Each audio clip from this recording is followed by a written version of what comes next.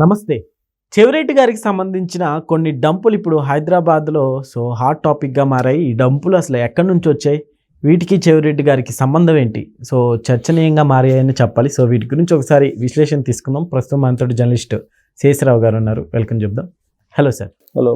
సరే, ఈ డంపులు వెనక అసలు ఏం జరుగుతుంది? డంపు కంటైనర్లు, చెవిరెడ్డి భాస్కర్ రెడ్డి గారు అసలు ఏంటి వ్యవహారం? ఇప్పుడు హైదరాబాద్లో ఎందుకు బయటకు వచ్చింది అంటే, చెవిరెడ్డి భాస్కర్ రెడ్డి గారు జైల్లో ఉన్నారు.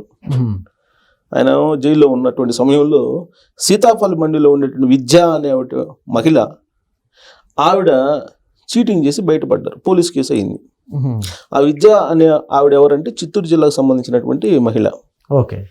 ఆవిడ కంటైనర్లను తయారు చేస్తున్నాం, ఈ కంటైనర్లు తయారు చేసేటువంటి బిజినెస్లో చెవిరెడ్డి భాస్కర్ రెడ్డి గారు మాజీ ఎమ్మెల్యే, ఆయనతోటి కలిసి భాగస్వామితో మేము వ్యాపారం చేస్తున్నాం, మీరు అప్పిస్తే మీకు మెరుగైనటువంటి వడ్డీతోటి మీకు మళ్ళా డబ్బులు ఇస్తామని చెప్పి నమ్మించి 18 కోట్ల రూపాయలు వసూలు చేసింది. 18 కోట్లు ఈవిడ విద్య అని ఆవిడ. అయితే ఆ అప్పు తిరిగి ఇవ్వట్ల. మరి ఎందుకు ఇవ్వట్లేదు అని అంటే, ఆ కంటైనర్ల బిజినెస్ జరగట్లేదని చెప్పి చెబుతున్నారట ఆవిడ. ఆ కంటైనర్ల బిజినెస్ అసలు ఉందా లేదా అనే దాని మీద ఇప్పుడు తెలంగాణ పోలీసులు ఎంక్వైరీ చేస్తున్నారు. ఇప్పుడు ఆవిడని అదుపులోకి తీసుకున్నారు.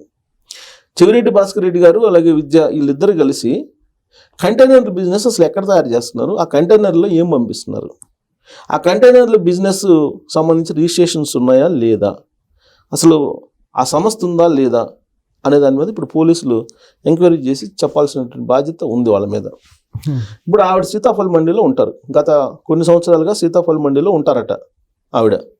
ఆ సీతాఫల మండిలో ఉండేటువంటి ఆవిడ ప్రజలకు చెప్తుంది ఏంటంటే, ఇప్పుడు ఆ డబ్బు తీసుకున్నటువంటి వాళ్ళకి చెవిరెడ్డి భాస్కర్ రెడ్డి గారు అలాగే తాను ఇద్దరు కలిసి కంటైనర్ల బిజినెస్ చేస్తున్నాం మేము అని చెప్పారట. సరే, నమ్మారా లేకపోతే కంటైనర్ల బిజినెస్ చేస్తున్నట్టు చూసారా, మొత్తం మీద డబ్బులు ఇచ్చారు. డబ్బులు ఇచ్చిన తర్వాత ఈవిడ ఎస్కేపింగ్ నేచర్ తోటి వ్యవహరిస్తున్నటువంటి క్రమంలో వాళ్ళు నిలదీసేటువంటి పరిస్థితి వచ్చినప్పుడు రాత్రి తట్టాబుట్ట సర్దుకుని సీతాఫల్ మండి నుంచి పటాన్ చెరువులో ఉండేటువంటి ఒక విల్లాకి షిఫ్ట్ అయిపోయిందంట ఆవిడ, ఆ విద్య అని ఆవిడ. ఎట్టకేలకు వీళ్ళు ఆవిడ అడ్రస్ కనుక్కొని వీళ్ళందరూ అక్కడికి వెళ్ళారు.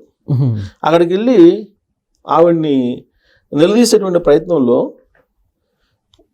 విద్య, ఆమె యొక్క భర్త ప్లస్ అక్కడ ఉండేటువంటి కొంతమంది వాళ్ళ అనుచరులు అందరూ కలిసి ఈ వెళ్ళినటువంటి వాళ్ళలో కొంతమంది మహిళల్ని కొట్టారు. కొడితే ఒక మహిళకి తల పగిలింది. దాంతో పటాన్ చెరువు పోలీసులు కంప్లైంట్ చేశారు. పటాన్ చెరువు పోలీసులు కంప్లైంట్ చేస్తే పటాన్ చెరువు పోలీసులు ఇప్పుడు ఎఫ్ఐఆర్ చేసి అసలు ఏంటి ఈ వ్యవహారం అనేది తేల్చేటువంటి ప్రయత్నం చేస్తూ ఉన్నారు. ఇది ఇప్పుడు లేటెస్ట్గా బయటపడినటువంటి ఎపిసోడ్. అసలు ఈ కంటైనర్ల వ్యవహారం ఏంటి? ఈ కంటైనర్లు అనేది చాలా కాలం నుంచి మనం వింటున్నాం. కంటైనర్లో డబ్బు, నకిలీ డబ్బు, ఈ మద్యం డబ్బు, లిక్కర్ డబ్బు అంతా తరలిస్తున్నారు అనేది చాలా సందర్భాల్లో చాలా రకాలుగా సోషల్ మీడియాలో వచ్చింది, మెయిన్ మీడియాలో కూడా వచ్చింది. అప్పుడు హైదరాబాద్ నుంచి విజయవాడకి, విజయవాడ నుంచి ఒంగోలు, ఒంగోలు నుంచి తిరుపతి, ఇలా ఈ డబ్బు లారీల్లో తరలించారు, కంటైనర్లో తరలించారు అనేటువంటి న్యూస్లు చాలాసార్లు విన్నాం. అలాగే జగన్మోహన్ రెడ్డి గారు ముఖ్యమంత్రిగా ఉన్నప్పుడు అర్ధరాత్రి వేళ ఒక కారు నేరుగా ఎగ్జిట్ నుంచి వెళ్ళడం, మళ్ళీ అదే ఎగ్జిట్ నుంచి తిరిగి వెళ్ళడం అనేటువంటి న్యూస్ కూడా మనం విన్నాం.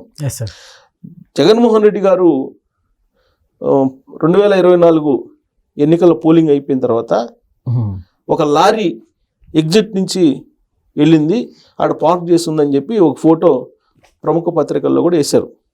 దాంట్లో అసలు ఏమి వెళ్తున్నాయి, ఆ బాక్సుల్లో ఏమి వెళ్తున్నాయి, అసలు ఆ కంటైనర్లో ఏమి వెళ్తున్నాయి అనే దాని మీద రకరకాలుగా న్యూస్ అప్పట్లో వచ్చింది. కానీ ఇప్పటి వరకు కూడా దాంట్లో ఏముందనేది ఇంతవరకు బయటపెట్టలే. 2-3 సందర్భాల్లో మాత్రం ఒకసారి ఏమో లారీలతోటి వెళ్తుంటే దాంట్లో డబ్బు ఉందని చెప్పి పోలీస్ బోర్డులు పెట్టుకొని వెళ్తున్నప్పుడు కొంతమంది వెంబడించారు. వెంబడిస్తే అసలు ఏముంది దాంట్లో అని అంటే, ఇది ఆర్బీఐ డబ్బు అని చెప్పారు. ఇది ఎలక్షన్ టైంలో, ఎన్నికల సమయంలో ఆర్బీఐ డబ్బు అని చెప్పారు. అంతకుముందు కంటైనర్లలో కడప మీదుగా వెళ్తుంటే కొన్ని కంటైనర్లను అప్పుడు మీడియా వాళ్ళు అనుసరించారు, మెయిన్ మీడియాలో కూడా న్యూస్ చేశారు. అనుసరిస్తే అప్పుడు ఏమన్నారు, డిఫెన్స్కి సంబంధించినటువంటి ఆయుధాలు, వీటిని మీకు ఓపెన్ చేసి చూపించలేము, ఇది సీక్రెట్, ఇది రక్షణ శాఖకు సంబంధించినటువంటి సీక్రెట్, కాబట్టి మీరు అడగకూడదు, మేము చెప్పకూడదు, మీరు వెళ్ళిపోయింది అని చెప్పేసి అక్కడ ఉండే జర్నలిస్టులను పంపించేశారు. అప్పుడు కూడా కంటైనర్లు గొడవే, అది కూడా డబ్బు అని చెప్పేసి అప్పట్లో అనుమానం వ్యక్తం చేసినటువంటి వాళ్ళు ఉన్నారు. ఓకే. సో ఇప్పుడు అసలు కంటైనర్ బిజినెస్ చెవిరెడ్డి భాస్కర్ రెడ్డి గారిది అని చెప్పి ఆ మహిళే చెబుతుంది. ఆయనతో కంటైనర్ల బిజినెస్ ఉందని చెప్పేసి. ఇంకొక వైపు ఏంటి, ఆఫ్రికా కంట్రీస్కి ఈ నకిలీ మద్యానికి సంబంధించినటువంటి వ్యవహారం ఇప్పుడు తాజాగా వెళ్ళింది. అసలు ఆఫ్రికా కంట్రీస్లో, జాంబియాలో నకిలీ మద్యాన్ని తయారు చేస్తున్నారు, లేదంటే అసలు ఆఫ్రికా కంట్రీస్ నుంచే ఈ డెస్టిలరీస్, సూట్ కేస్ కంపెనీలో అన్నీ తయారయ్యాయి, ఇక్కడి నుంచి మనీ లాండరింగ్ చేశారు పెద్ద ఎత్తున, అక్కడ మైనింగ్ ఇవన్నీ చేస్తున్నారు అక్కడ. అలాగే ఆఫ్రికా కంట్రీస్లో నకిలీ మద్యాన్ని కూడా తయారు చేస్తున్నారని చెప్పి ఇప్పుడు లేటెస్ట్గా ప్రధానమైన మీడియాలో వచ్చినటువంటి న్యూస్.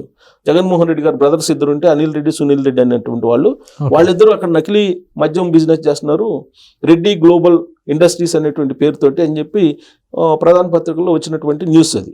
సరే, అది నిజమా అబద్ధమా అని అంటే, ఆ న్యూస్ వాళ్ళు రాసినటువంటి న్యూస్ ప్రకారం ఏంటంటే, అక్కడ ఉన్నటువంటి కెమెరన్ ఏదో ఉంటుంది అక్కడ ఆస్ట్రేలియాలో, కెమెరన్ అనేటువంటిది, అక్కడ ఆ దేశం ఆల్రెడీ వీళ్ళని బ్యాన్ చేసేసింది.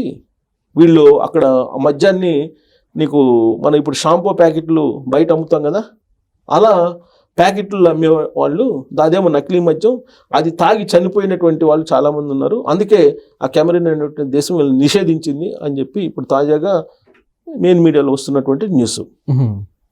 అసలు నకిలీ మద్యం కానీ, లేదంటే లిక్కర్ స్కామ్ కానీ, ఇవన్నీ కూడా తాడేపల్లి చుట్టూ తిరుగుతున్నాయి కదా మొత్తం వివాదాలు.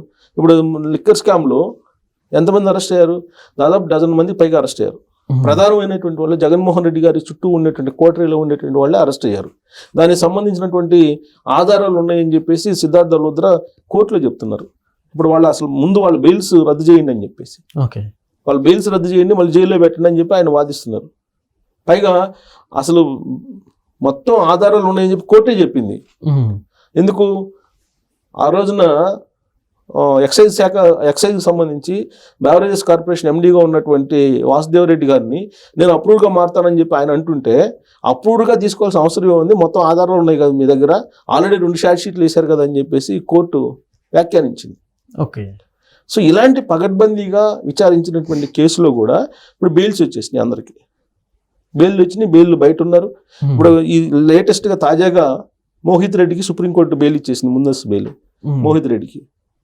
సో ఇక నా అరెస్టులు ఉండే అవకాశం లేదు. చెవిరెడ్డి భాస్కర్ రెడ్డి కూడా రేపో మాపో బయటకు వచ్చేదానికి అవకాశాలు ఉన్నాయి. సో ఇవన్నీ చూస్తూ ఉంటే కనుక అసలు ఎక్కడెక్కడ ఎవరెవరికి ఏ లింక్ ఉందనేది అర్థం కావట్లా. ఇప్పుడు ఈ విద్యాని ఆవిడ సీతాపల్ బండిలో ఉంటారు, ఆవిడ తోటి కంటైనర్ బిజినెస్లు చెవిరెడ్డి భాస్కర్ రెడ్డి అని అంటున్నారు. ఎక్కడో చిత్తూరులో ఉండేటువంటి చెవిరెడ్డి భాస్కర్ రెడ్డి సీతాపల్ బండిలో ఉండే విద్యతోటి కలిసి కంటైనర్లో వ్యాపారం చేస్తున్నారని అంటే, ఎక్కడి నుంచి ఎక్కడికి లింకులు ఉన్నాయి అనేది, దీని వెనక వీళ్ళేనా లేకుంటే ఇంకా ఎవరైనా ఉన్నారనుకోవచ్చు సార్? అది మొత్తం పోలీసులు విచారిస్తున్నారు. ఇప్పుడే కదా బయటపడింది, ఇవాళే కదా ఎఫ్ఐఆర్ అయింది.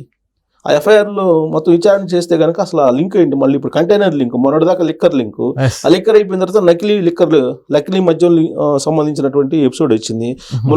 ములకలపల్లిలో స్టార్ట్ అయితే పొంగనూరు దగ్గర తెనాలి దాకా వచ్చింది. ఇప్పుడు ఆ కేసు నడుస్తుంది, విచారణ నడుస్తుంది. దానికి సంబంధించి జనార్దన్ రావు అనే అతను విదేశాల్లో ఉన్నారు, ఆయన ఇంకా రాలా, లుకౌట్ నోటీసులు ప్రకటించారు ఆయనకి. ఆయన తీసుకుని వస్తే కానీ పూర్తి బండారం బయటపడదు. కట్టా రాజు అనే అతను ఆయన దగ్గర మేనేజరు, ఆయన మొత్తం చెప్పేశాడు ఎప్పటి నుంచి తయారు చేస్తున్నాం ఏంటి, అసలు ఎక్కడెక్కడ మద్యాన్ని పెడుతున్నాం, మద్యం ఎక్కడెక్కడ తయారు చేస్తున్నాం, ములకలపల్లి ఎక్కడ తయారు చేస్తున్నాం, ఇబ్రహీంపట్ల విజయవాడలో ఎక్కడ తయారు చేస్తున్నాం, ఇవన్నీ చెప్పేశారు. ఇప్పుడు ఆ జనార్దన్ రావు వస్తే కనుక మొత్తం బండారం మొత్తం బయటపడదు, ఈ నకిలీ మద్యం వ్యవహారం.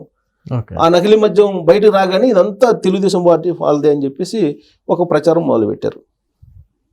అక్కడ జయచంద్రారెడ్డి అనే అతను ఉన్నాడు, అతనేమో పెద్దిరెడ్డి రామచంద్రరెడ్డి ప్రధాన అనుచరుడు అని అందరికీ తెలిసిన విషయమే. సో ఆయన అండతోటి వీళ్ళు ఈ నకిలీ మద్యాన్ని తయారు చేసుకుంటూ వచ్చారు. ఇప్పుడు తాజాగా ఆంధ్రప్రదేశ్ ఎక్సైజ్ లెక్క చూస్తే రోజుకి 60 నుంచి 70 కోట్ల నష్టం వస్తుందంట. అంటే రావాల్సిన రాబడి కన్నా కూడా తగ్గుతుందంట. ఎందుకు తగ్గుతుందని లెక్క చూస్తే ఈ నకిలీ మద్యం కారణంగానే తగ్గింది అని చెప్పి ఇప్పుడు బయటపడింది. సో ఇవన్నీ కూడా ఒకదానికి ఇప్పుడు బంగారం షాపులతో లింక్ ఉందని చెప్పి చెప్పారు ఫస్ట్లో, ఏది లిక్కర్ డబ్బుతోటి బంగారం కొనుగోలు చేశారని చెప్పి. తర్వాత ఏం చెప్పారు, లిక్కర్ డబ్బుతోటి విదేశాలకు పంపించి, విదేశాల్లో ఆఫ్రికా కంట్రీస్లో, టాంజానియాలో, జింబాబ్వేలో, తర్వాత ఇంకో ఉగాండాలో ఇక్కడంతా కూడా మైనింగ్ చేస్తున్నారు అని చెప్పి అసలు ఆ మైనింగ్ లింకులు ఎక్కడ ఉన్నాయి, అసలు డంపులు ఎక్కడ ఉన్నాయి, ఫామ్ హౌస్లు ఎక్కడెక్కడ పెట్టారు, వీటన్నిటి మీద కొన్ని రోజులు నడిచింది. ఇప్పుడు మళ్ళీ కంటైనర్ల వ్యవహారం వచ్చింది. అసలు ఈ కంటైనర్లు ఎందుకు ఉపయోగిస్తున్నారు, ఈ కంటైనర్లు ఎందుకు తయారు చేస్తున్నారు, ఇవన్నీ బయట రావాల్సింది. ఇప్పుడు బయటకు వస్తే కానీ అసలు విషయం తెలియదు.